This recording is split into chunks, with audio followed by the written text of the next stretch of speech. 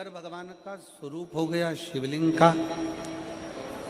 पार्वती मैया उनको उठा ली हाथ में।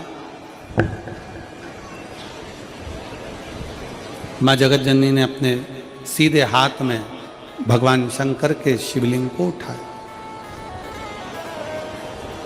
पहुंच गई अपने पिता के घर में।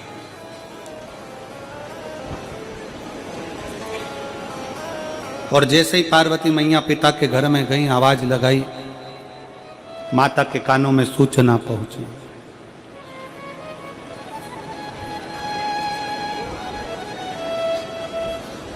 मां जगत जननी के कानों में सूचना पहुंची, माता मैनावती के कानों में सूचना गई और माता मैनावती तुरंत अपना राज महल छोड़कर पार्वती जी की अगवानी करने के लिए दौड़ कर आई। और जो माता पार्वती जी को देखा तो देखकर माता मैनावती थोड़ी देर स्तुप्त हो गई।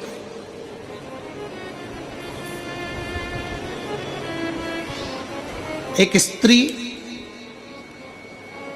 अपने पिता के साथ जाए, एक स्त्री अपने भाई के साथ जाए, एक स्त्री अपने देवर जेठ के साथ जाए और एक स्त्री अपने ससुर, सास, माता, पिता इनके साथ जाए और एक स्त्री अपने पति के साथ जाए। सबसे ज्यादा इज्जत किसके साथ जाने में मिलती है? जम के बोलिएगा जरा, जम के बोलो जरा, जम के।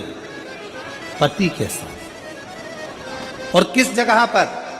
शिव महापुराण की कथा कहती है, जब एक स्त्री अपने मायके में जाए और मायके में अगर वो जाए और उसका पति उसके साथ में है तो उसका मान सम्मान इज्जत 4 गुना बढ़ जाती है, 4 गुना बढ़ जाती है। सती मैया जलकर भस्म क्यों हुई?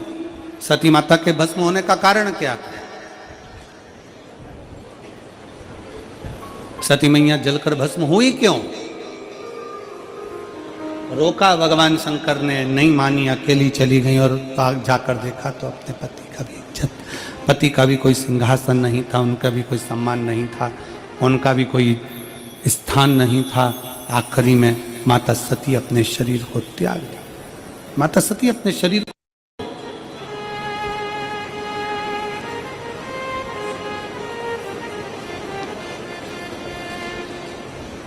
मैनावती स्तुब्ध हैं।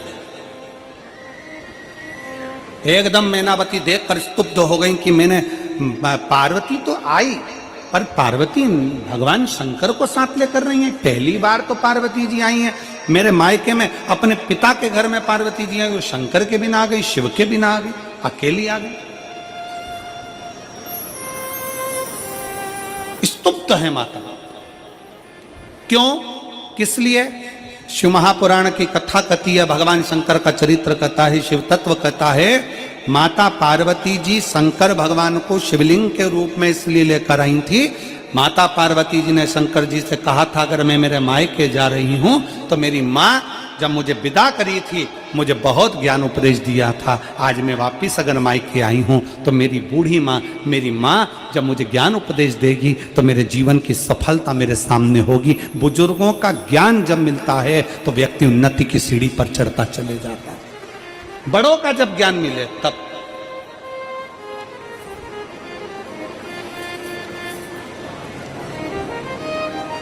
जब बुजुर्गों का कोई तजुर्बा मिले, ज्ञान मिले तो उन्नति की सीढ़ी पर चढ़ता चले जाता।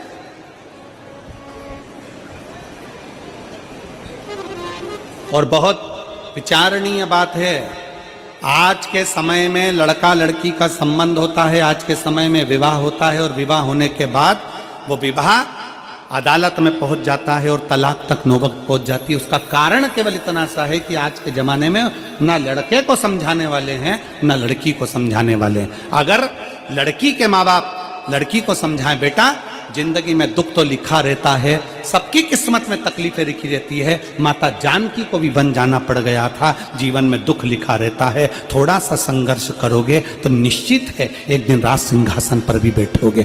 थोड़ा सा संघर्ष, लड़के को भी समझाया जाए, बेटा जिंदगी में सब तरह का भाव आता है, कोई का स्वभाव कैसा रहता है, कोई का स्वभाव कैसा रहता है, ये तो सब चलता रहता है, थोड़ा अपना स्वभाव को नरम बना। और है कठिन, बहुत कठिन है। दुनिया के 3 काम सबसे कठिन है। पहला, हाथी को धक्का मारना। दूसरा, मच्छर के पैर की मालिश करना। और तीसरा, शादी के बाद मुस्कुराना। ये दुनिया के सबसे कठिन काम है। ये 3 दुनिया के सबसे 3 कठिन काम है। पहले नंबर का, जम के बोलो, जम के बोलो जरा, हाथी को धक्का मारना। दूसरा, मच्छर के पैर की मालिश करना। और तीसरा, शादी के बाद मुस्कुराना। कई लोग शादी के बाद मुंह ऐसा उतर जाता है जैसे बिना मंजा हुआ भगोना, बिना मंजा उतरा जाए। और शिव महापुराण की कथा कहती है, अपने चेहरे की प्रसन्नता मत जाना, कभी मत जाना। माता पार्वती जी की मैया मैनावती के मन में, माता मैनावती के मन में ये भाव जागृत हो गया, मैनावती के हृदय में ये भाव जागृत हो गया कि ये आखिर पार्वती अकेली कैसे है, स्तुप्त है। और दुनिया के कई लोग शंकर भगवान की अविरल भक्ति से, शिव की उपासना से, शंकर के गुणगान से स्तुप्त रह जाते। एक पत्र है,